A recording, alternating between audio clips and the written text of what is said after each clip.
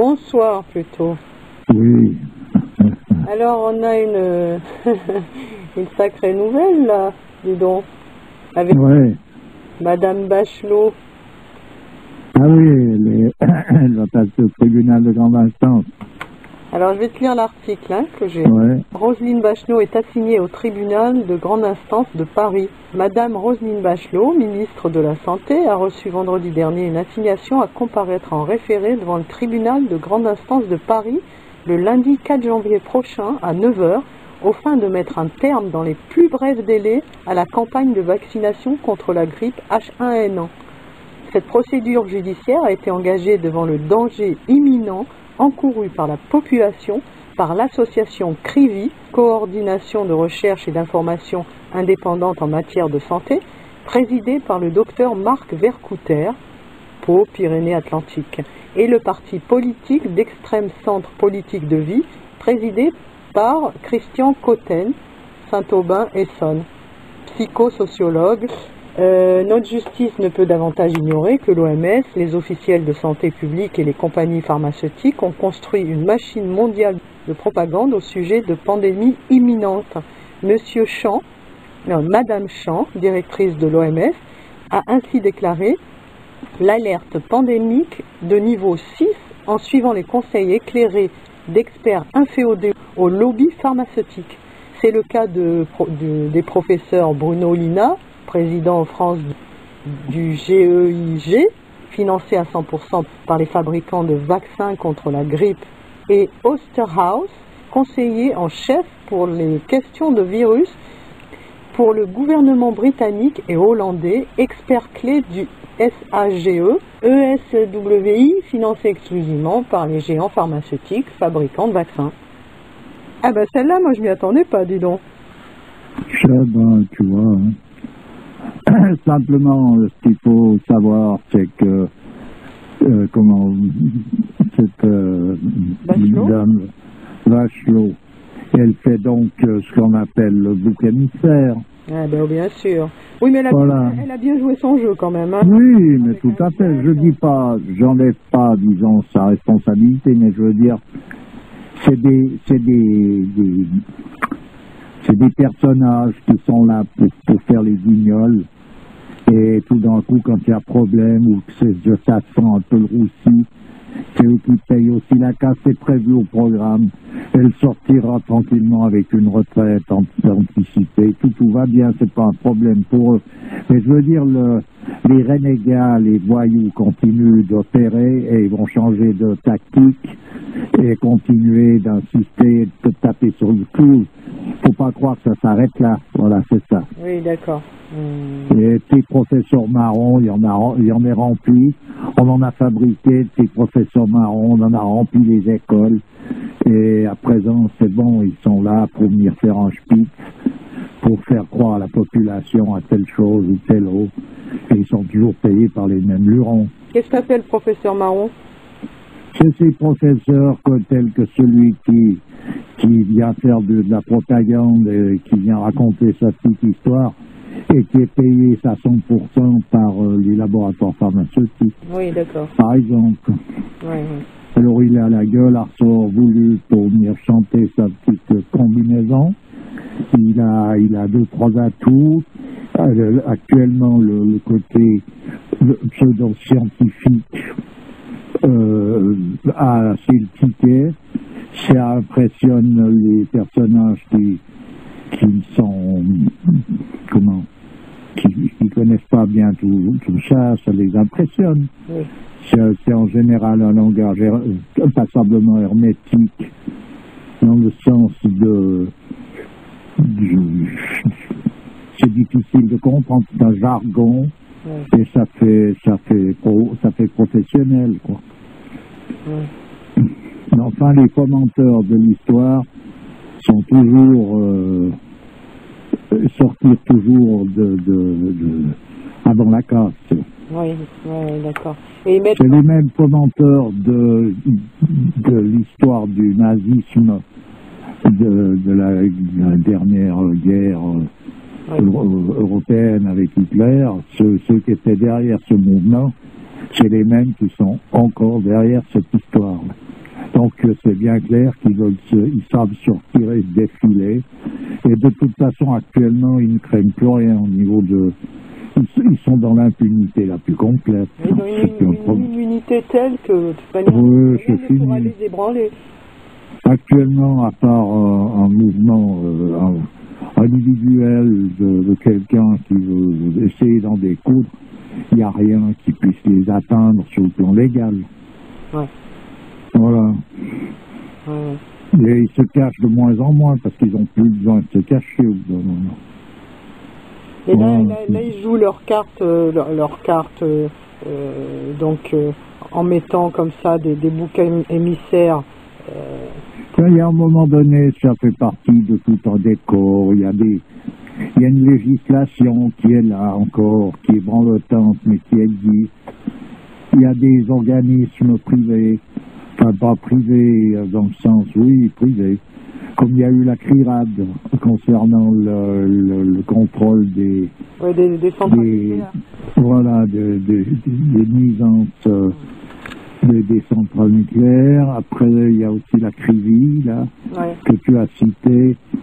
Donc, ces personnages-là, ils mettent le paquet pour essayer de mettre un peu de transparence dans tout ce cinéma-là.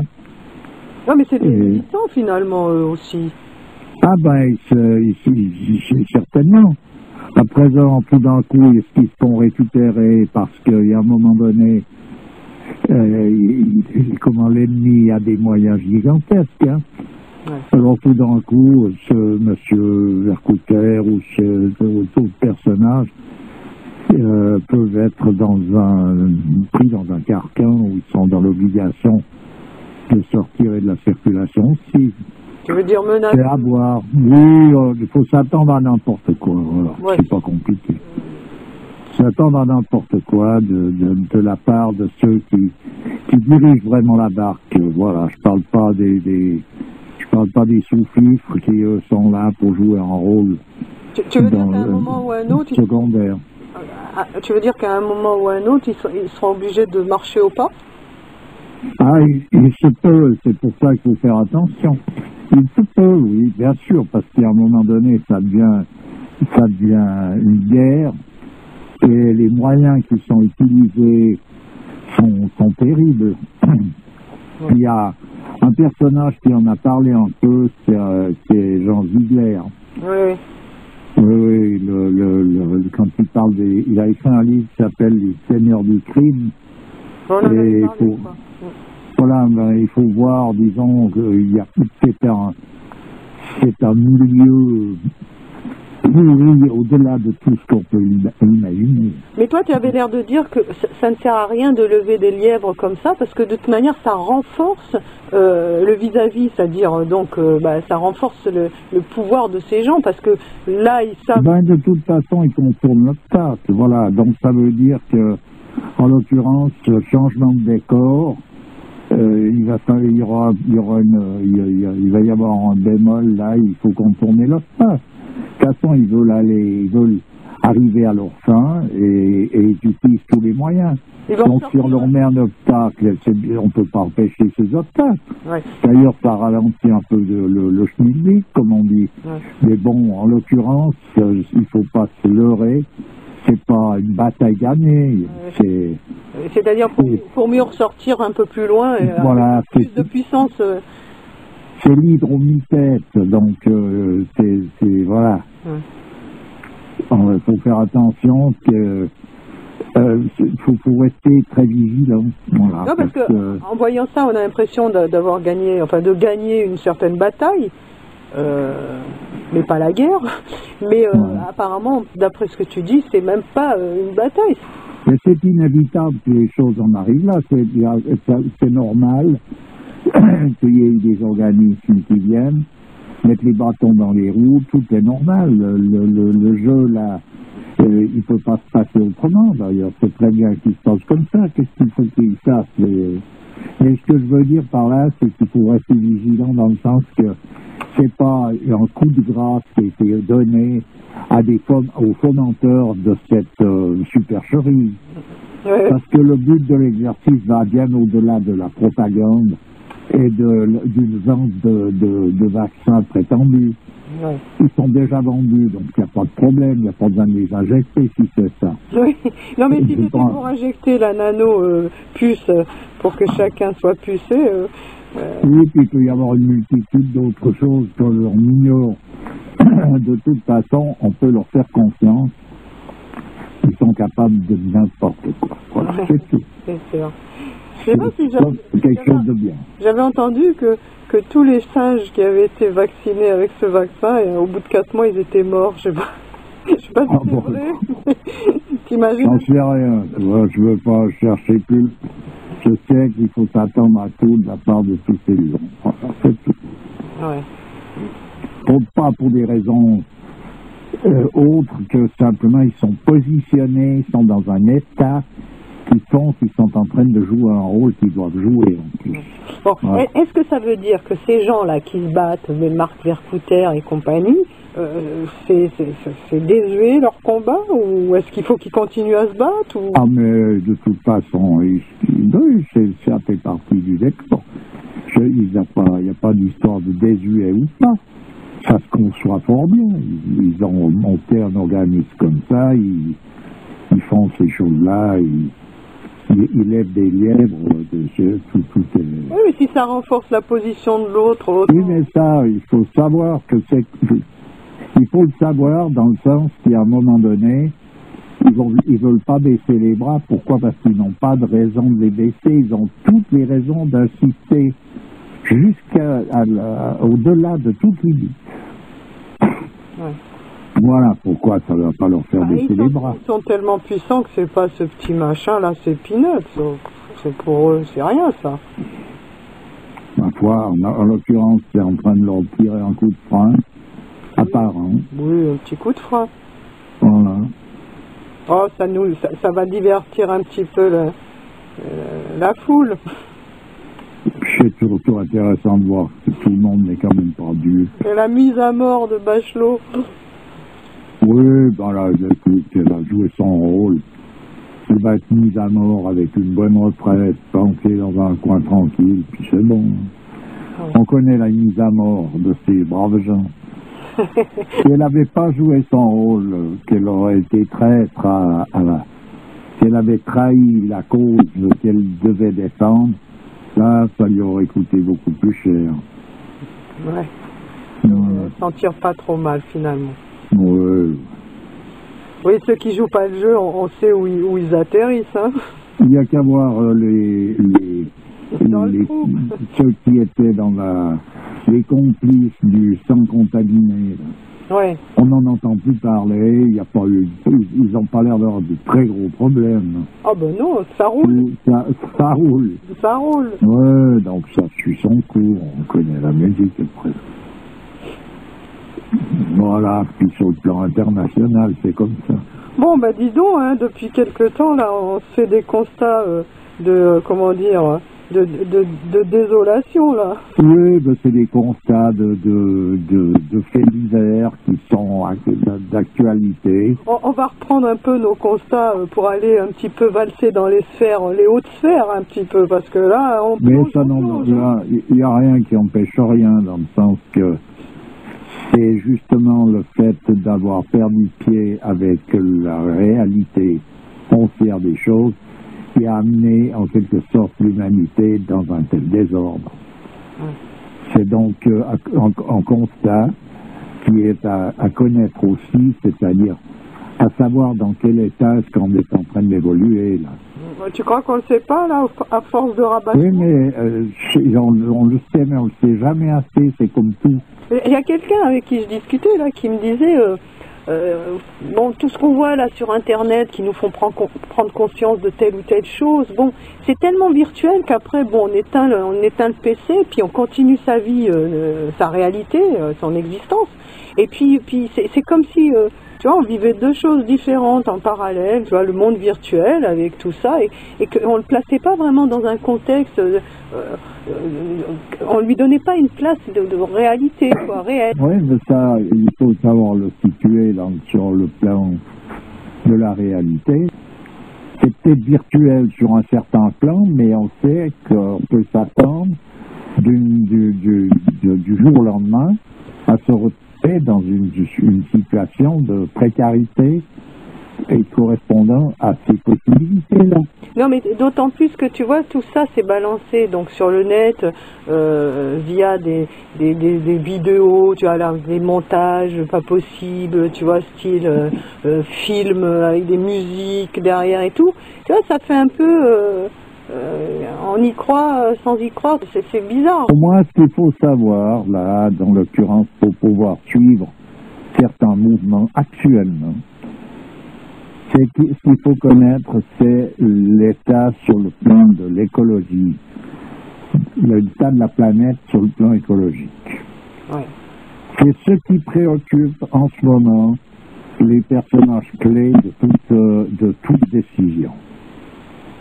Ouais. C'est pas simplement pour faire joli, c'est pas simplement une nouveauté pour faire du fric, c'est pas simplement ça. Ça rentre dans l'ordre, ça en fait partie inévitablement, mais c'est la préoccupation majeure. Bah, pas pour tout le monde, parce que tu as vu ce qu'il en est ressorti de l'histoire Copenhague, nada, hein, rien. Cette prise de conscience vraie, de voir dans quel état se trouve l'ensemble des choses là, nous donne une clé déjà qui est assez intéressante pour savoir quelles sont donc la manœuvre des personnages qui, eux, tiennent le couteau par le manche en ce moment. Voilà. Où est-ce qu'ils en veulent venir? On le sait où ils en veulent venir. Ben, si on le sait, il ne faut pas l'oublier, c'est tout. Donc, à réduire la population. Eh ben, donc, dans ce cas-là, il ne faut pas l'oublier. Voilà, et puis... C'est tout, ça s'arrête là, parce que c'est ça l'idée. Voilà, donc cette histoire de vaccination, ça rentre bien dans ce cadre-là. Voilà, puis tout à la main. Donc, à partir du moment où eux ont pris cette décision-là, parce qu'ils estiment que c'est une condition incontournable pour continuer de pouvoir survivre sur notre planète, là, comment est-ce qu'on va faire pour leur faire changer d'idée? Il faut pas rêver.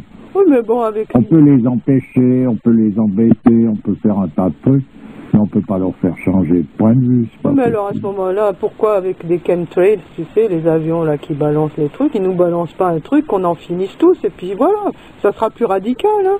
Faut leur demander pourquoi, je sais pas les pourquoi du comment sur le plan pratique, je dis simplement qu'on en est là, on en est dans une position où l'homme vaut plus cher. Voilà. Vaut plus très cher. Non. Voilà. Il fut un temps où il avait de la valeur, c'est ce qu'on appelle le matériel humain. C'était déjà grave quand on en est arrivé à parler de matériel humain. Et actuellement, le matériel humain, on en est saturé. Donc, il faut commencer à régler ça. Alors, ils l'ont bien exprimé à un moment donné en expliquant qu'ils voulaient à tout prix régler la démographie. Ouais. Et ils ont bien expliqué, même à la télévision, mais personne n'a entendu. J'en ai déjà parlé quand ils ont dit qu'ils n'avaient pas réussi par un bout. Ils réussiront par l'autre bout. Alors, comme il n'y a que, à mon avis, que deux bouts, c'est-à-dire celui de diminuer le nombre de naissances ou bien d'augmenter le nombre de décès, c'est les deux bouts que je connais pour régler le processus démographique. Ok, bah écoute, on va finir là-dessus, hein. Ah, ben, on peut. Bon, allez, bonne soirée.